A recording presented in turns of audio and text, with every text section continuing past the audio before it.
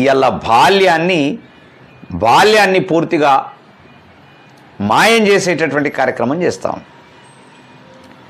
ఆ మాయమవుతున్నటువంటి బాల్యం, ఆ మధురానుభూతి ఎటు పోతుంది, ఏమవుతుంది అనేటటువంటిది ఒక ప్రధానమైన అంశంగా ఉన్నది.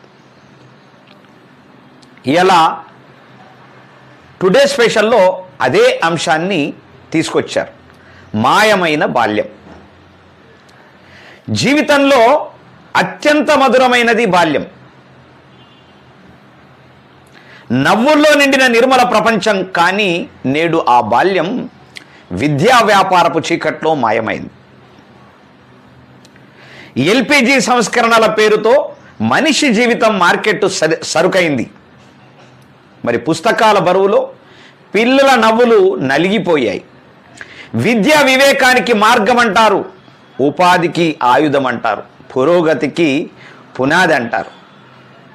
కానీ నేటి విష వ్యాపార విద్యా సంస్కృతి వేలాది విద్యార్థుల ఆత్మహత్యలకు కారణమవుతోంది. లేచిన క్షణం నుంచి పడుకునే వరకు ప్రతి విద్యార్థిని వెంటాడుతోంది చదువు. ఆనందం లేదు, ఆహ్లాదం లేదు, జీవితం మొత్తం ర్యాంకుల పరుగు మాత్రమే. మెదడును శాతముగా నింపడమే లక్ష్యంగా ఆలోచనలను అరికట్టి సృజనను చంపి మనిషిని నిర్జీవ మట్టి ముద్దగా మారుస్తోంది. నేటి కపట విద్య విధానం అలా తయారైంది.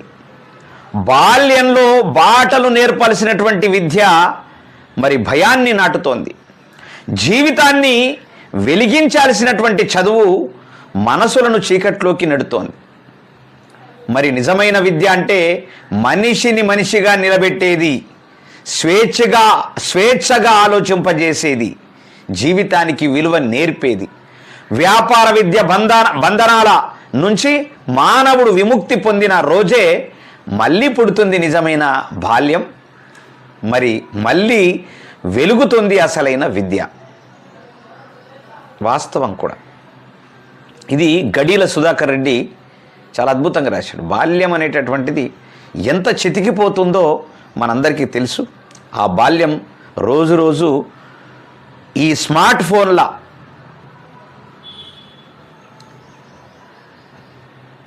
ఫోన్ల తాటికి బలైపోతున్నటువంటి పరిస్థితి అయితే ఇలా కనిపిస్తూ ఉంది. ఒక్కటి కాదు, రెండు కాదు, అనేకమైనటువంటి వ్యసనాలకు దగ్గర చేస్తుంది స్మార్ట్ ఫోన్.